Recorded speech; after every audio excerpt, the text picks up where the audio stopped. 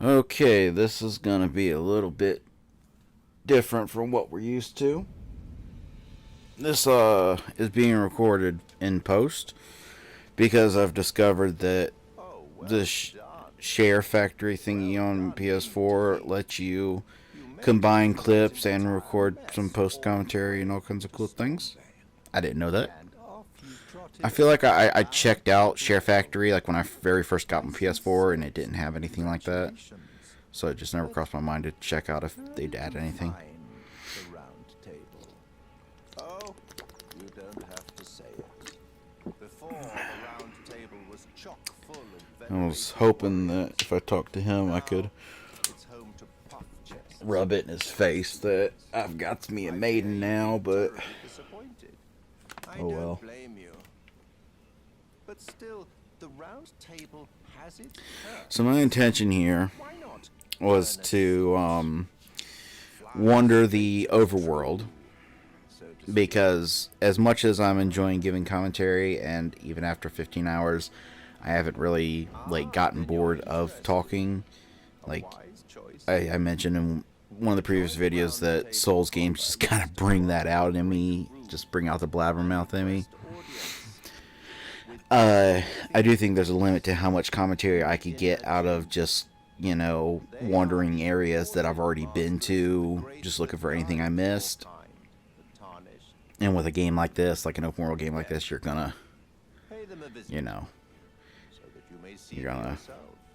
So the very first thing that I decided to do is see if I could beat this guy, this horsey man. And we'll see how that goes. Now the Share Factory, I'm gonna have to reevaluate what my options are, because see, I knew that you could in the regular capture gallery, you could create clips. Like say you had an hour-long recording and you just wanted to make a video of a 5-minute section where you did something cool, you could clip that out and have that as a video. But it didn't let you combine clips. And I gotta say, obviously it's bare bones as fuck compared to actual recording software that you'd have on a computer. But this Share Factory thing is actually pretty fucking robust. I'm actually really kind of surprised.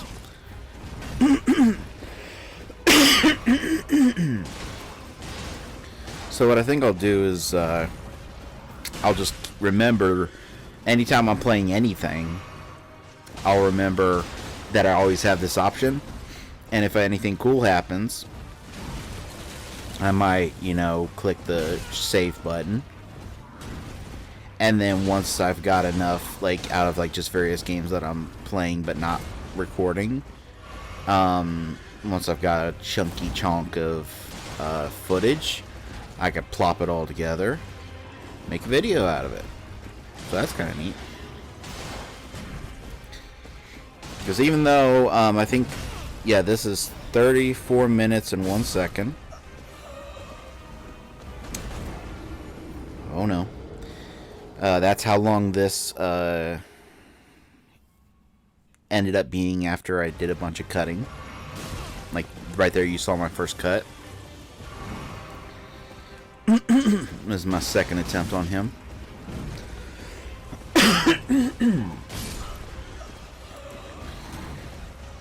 That didn't go so well. In all, the footage was about 2 hours of footage. I played for about 2 hours of me wandering around. So the fact that I was able to play that long and then trim it down to highlight reel and give commentary over it is neat as fuck. One interesting thing is that Share Factory, the commentary thing, interacts with my microphone in a very different way. Very, very different way from the way my regular recordings do. When I did a first test, did 5 seconds of commentary to test it, which I was nervous because I was worried that recording commentary might merge that audio with the audio of the video you're commentating and permanently merge it. So like I would have a permanent testing 1 2 3 at the beginning of it. But what's interesting is that I don't know if like there's a setting I changed that I don't remember changing for when I'm just doing regular recordings. But it is loud as fuck. Like super duper loud. So what I'll have to do is after I get done recording this, remember to go into that audio track and lower the volume. So what I do here is I realize that I've got me a bunch of squishies. Let's do some level ups. I level up dexterity a few times, and you can see I level up vigor one time. And after a couple level ups, you know, I got a renewed sense of confidence. Like I'm like, you know what, now I can take on this challenge. I just needed that extra oomph, you know, that extra guspa. Now I'm gonna fucking do this. Just look at me go. Fucking how good I am. That's how that goes. So I decided to try the bow. Alright, fuck it, I'll try the bow. And holy shit, look how much damage it's doing. But after a few minutes, it turns out I only had 7 arrows. Other than the shitty glintstone arrows that don't do anything. So, after that death, I craft me up 30 arrows. So, now I've got 38.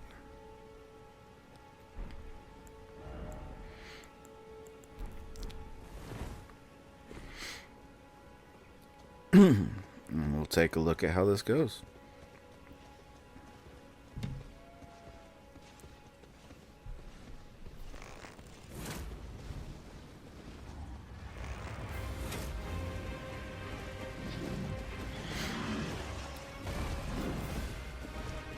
One thing you may notice, you'll notice it for one after I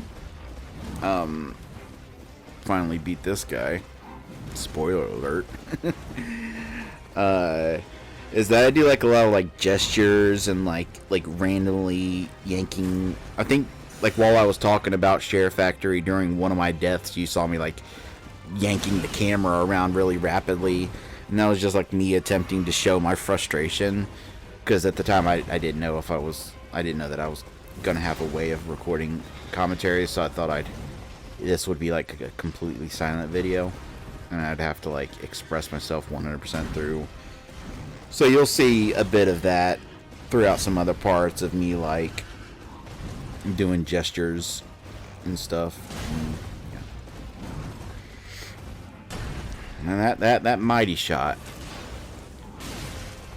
I might have to, not for like regular play, but I'll have to remember to that if I'm struggling on a boss, it might be prudent. So he starts actually using his shield. He never uses the shield when you're fighting in melee. No. In fact, attacking him from his shield side is actually a little bit better, because he has less chance to hit you with his fucking spear. But yeah, he decides he's... Unfortunately, I've ran out of... As I was saying, I'll have to remember that if I'm stuck on a boss, it might be prudent to switch over one of my flasks back to the FP one so I can get a few more mighty shots in. Because I'm obviously doing way less damage without the mighty shot. I'm doing like about 50 damage per hit, roughly. 40 something. Whereas with the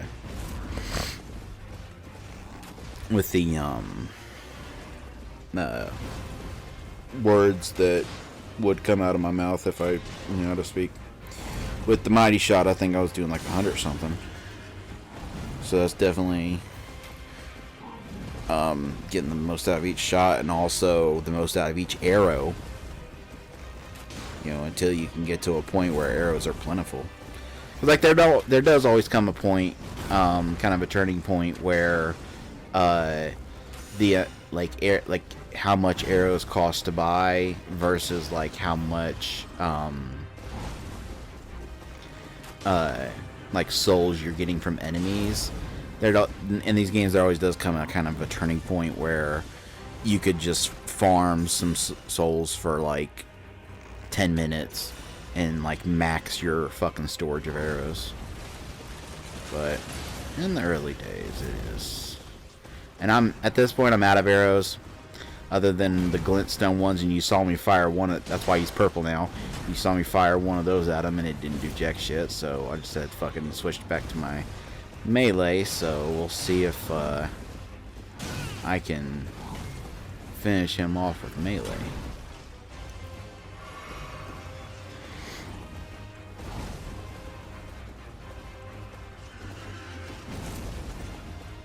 Yeah, I know I mentioned this before, but I still do think it's kind of funny and just like kind of shows how people think that there will be people that'll say that I didn't beat this boss legit, and that there's other bosses I haven't beat legit because I'm using a bow. Like there's people that'll say you can't use a bow if you want to do it legit, and then like me using the gank squad, that's not legit.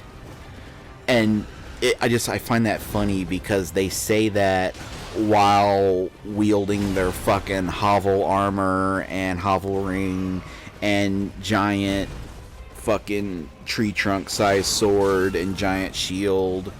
Like, okay, so that's legit. That's the legit version. Okay, I got it. At least the style that I'm playing, I actually have to time dodges and stuff, and I can't just take tank damage. So you'll see me do a little jump for joy. And then a little hop because I keep trying to press X to exit out of menus.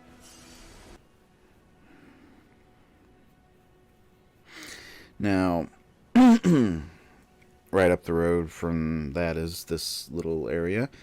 And I run over there, figure I can spend some of the soul. My intention is to, like, buy some arrows. That was my intention. But then I realized that I never did buy his books. I don't know why it slipped my mind. Like, I know that in the moment that even 500 runes was a lot. Like, even in that particular, point in time. So I guess I had intended on coming back to him eventually and when I could afford it, but then it just slipped my mind that he had something to sell. But it's good that I remembered that, because after I get squishtacular on him. What is it? What is it? Tell me what it is. I buy his cracked pots and the thingy. I should be buying his armor. That's why you see just now I went down and looked at it for a second. For this simple fact that, you know, I'd like to eventually someday get a platinum on this game. And although I haven't looked up the trophies, because obviously spoilers per trophy didn't have spoilers in them.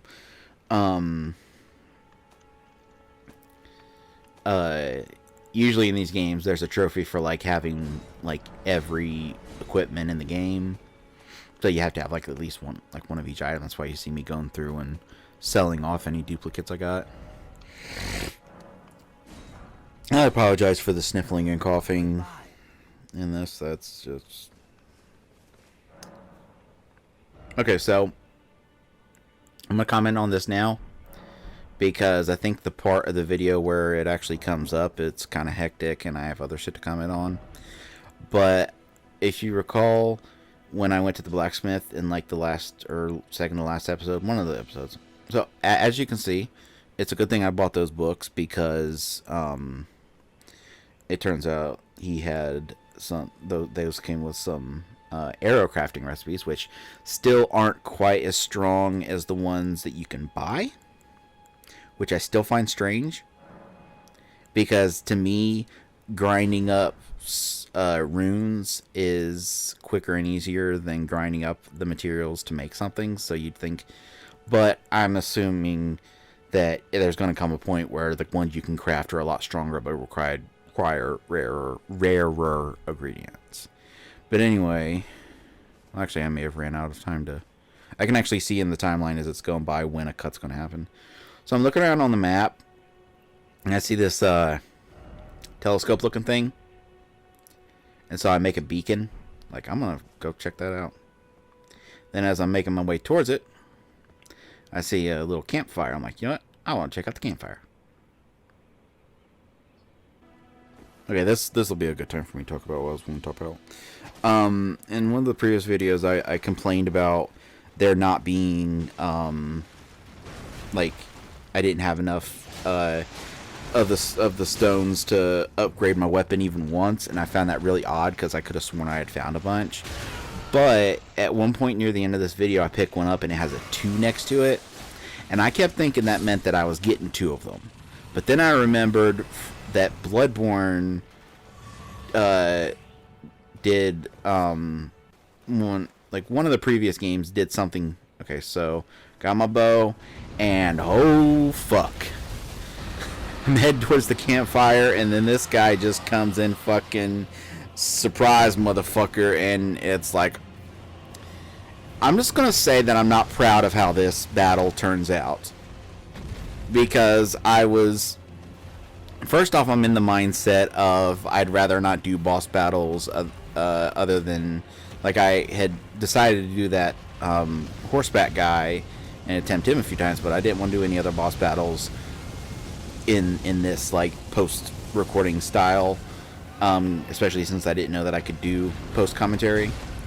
So I'm torn between, at this point, I'm torn between, like, not wanting to fight him so that I can save it for, like, when I actually record. And then also just being kind of scared because you saw how my last interaction with the dragon went. So I will acknowledge that I fight this battle very cheaply. But to be fair, in all fairness, he's not even the true boss battle. Like, he looks intimidating, but in a moment you're actually going to see the true boss of this area, the true threat, the true, like, the alpha.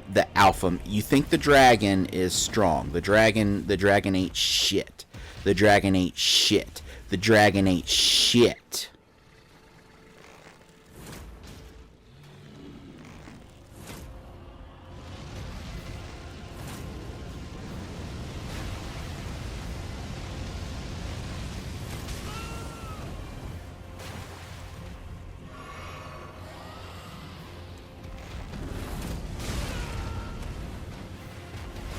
I accidentally lock onto the dragonfly, and at the moment I'm like, okay, I accidentally locked onto him for a second, whatever, who cares? But no, he's in on it. He's like, don't you be picking on my daddy. And I actually I have more trouble killing this fucking dragonfly during this than I do with the actual dragon. You can't make this shit up. Of course, my power shot is...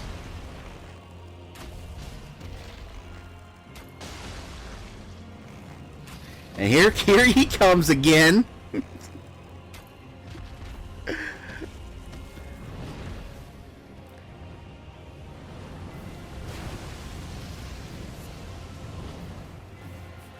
The dragonfly is the true final boss of the Soul series. Look at me. I can't fucking kill him. The fucking dragon ain't shit. You're gonna see it in a moment. Watch this. Watch this. His health bar disappeared. Look at him. Look at this glitchy piece of shit. He spends the rest of the battle like this. And at this point, like, look, the dragonfly. So I finally killed the dragonfly. I'm pretty sure I took more hits. Like, obviously more damage came from the dragon due to the time I got hit by the flame breath. But I took more hits total from the dragonfly than from the actual fucking dragon. And that...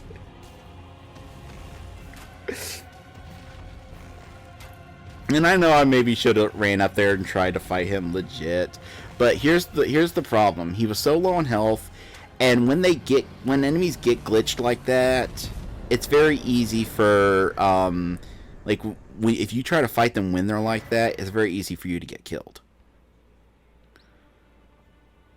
And you can just see me standing there like I don't even. And then I slowly walk over. Like, I got that dragon heart, but I slowly walk over to my true prize.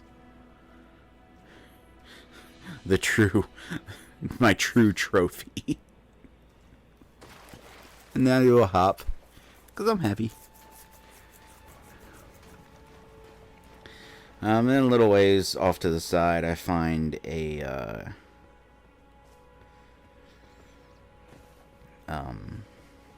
random cave, random mine.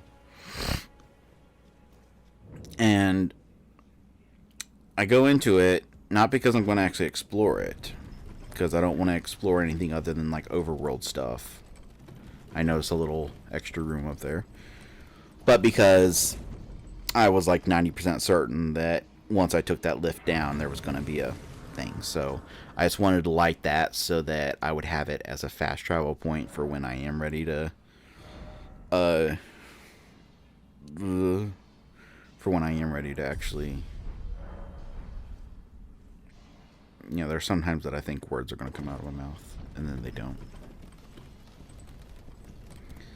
So I had to go ahead and grab whatever's on there. And I want to point something out. I'm a little wary of this area. Yeah, each time you saw me pause and look around, that was me rapidly clicking R3 to see if it locked onto anything. And then I remember that I have a fucking lamp. I always remember that I have the lamp way too late. I attack that bit because it looks like a... Now this right here, I like how, like, getting down from here in the other Souls games would have been an ordeal. Making each of those jumps, like rolling down onto those and making sure that you didn't fuck it up, that would have been an ordeal. And it's just really good that they've finally stepped away. And I know they also stepped away from it in Sekiro, but stepped away from the jumping system. I to this day I cannot. And you see me do a little wave. That was my way of, like, again, putting commentary into a video I didn't think I'd be able to put commentary into. Oi. You there. So I finally make it over to that marker I had made with the in the area that had the little telescope on the map. Stop pretending you can't see me. And this intrigues me. I am very intrigued by what, like, I'm probably never going to figure it out until my second playthrough when I allow myself to look things up. But it's clear that this guy is invisible or something. And you'll see me pause at one point because I actually check my earbuds to make sure that I've got them in the right ears. You there. Could you Now I think... What's a cully? Now I think that red bush is him. You there. Because Pretending you can't see I, me. I'm listening to where his voice comes from each time he talks. Why won't anyone look me in the eye? And I think it's that I'm not bush that right there. ugly, am I? And I come close to attacking it just to see what happens. And then I realize that that might, you know, kill him. That would be bad.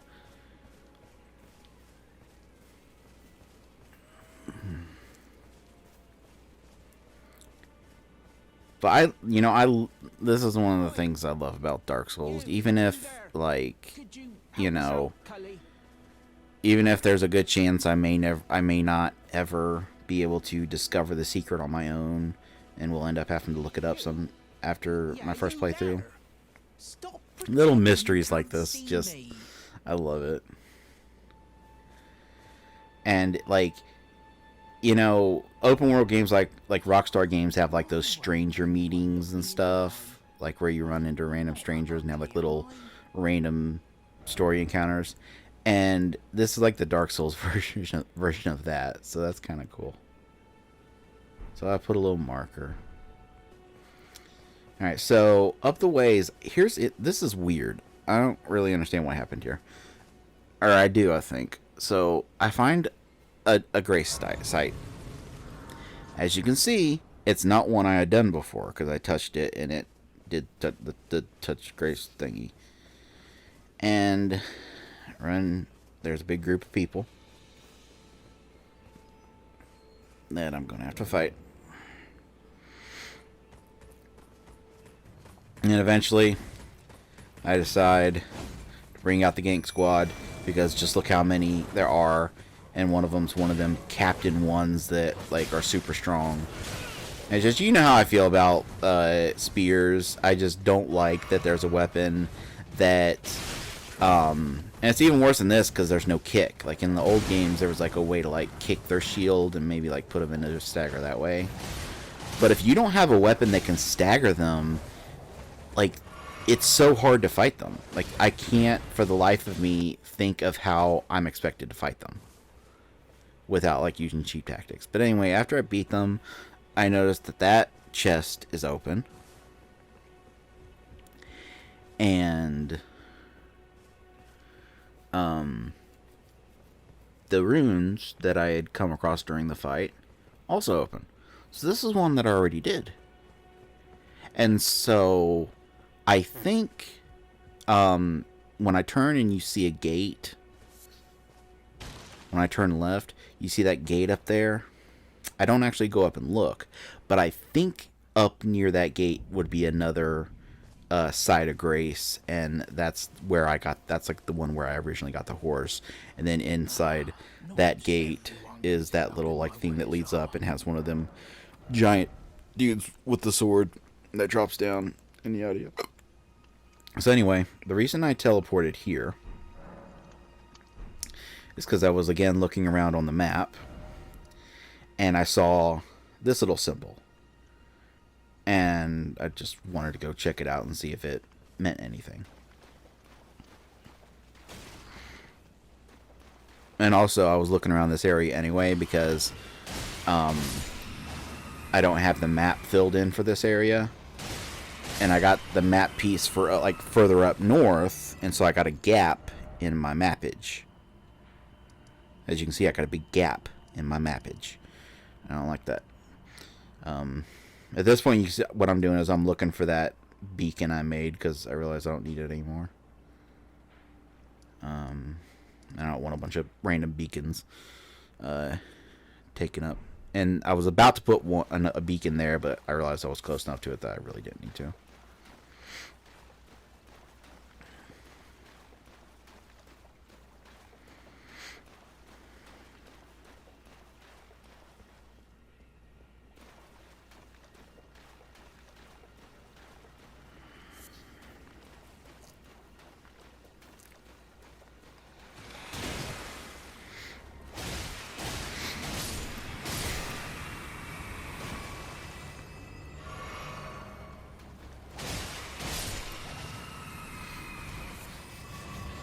And turns out to be a map beast. And I think that most of the map pieces I found have been at things that look like that. Like where it's like the big obelisk with writing on it. So I'm again, kind of wanting to fill out my map. And I realized that kind of like this southwestern chunk of the lake isn't filled in.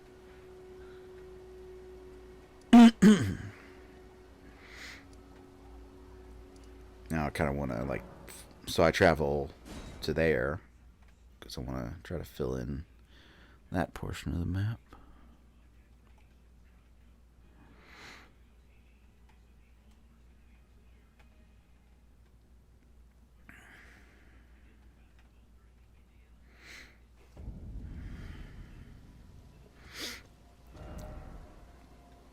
And I look up, and I remember that shack, and then I decide, okay, I'll go south, and because I realized that finding the map and uncovering the fog are two different things. The fog is uncovered based on, like, actually where you traveled. So this is really neat. I find this, I'm like, this looks like it'd be poison, and it turns out it is.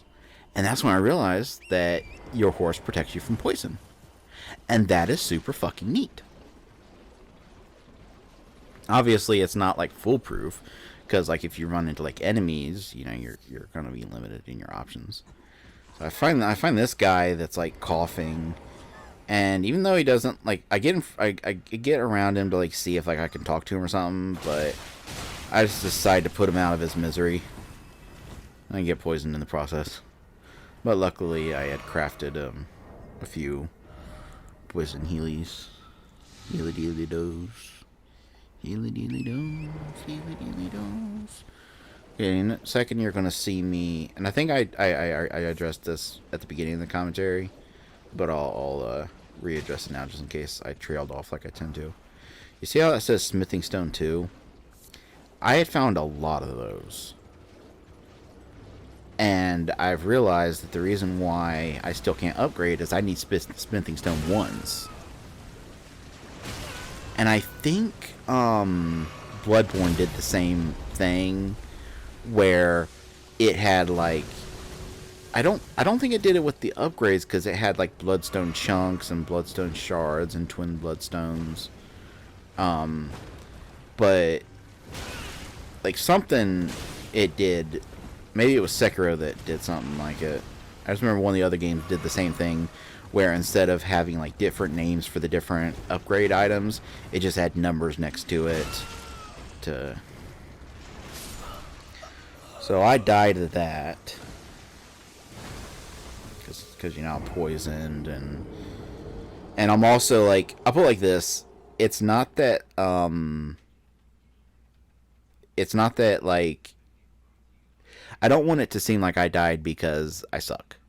I know that's a weird thing to say, but I was getting kind of distracted by thinking, like, more and more as I went further into that swamp. Yeah, this is technically an overworld area, but it's an area I haven't explored yet, so I kind of want to. And I was actually at that point thinking that maybe I'm kind of done with exploration, because I felt like I had uncovered enough explorable, like, little like the mine I found and stuff.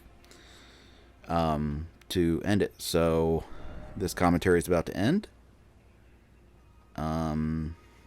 Thank you for listening to me. The next episode will obviously be a live one. Eventually I might do another one like this, but thank you.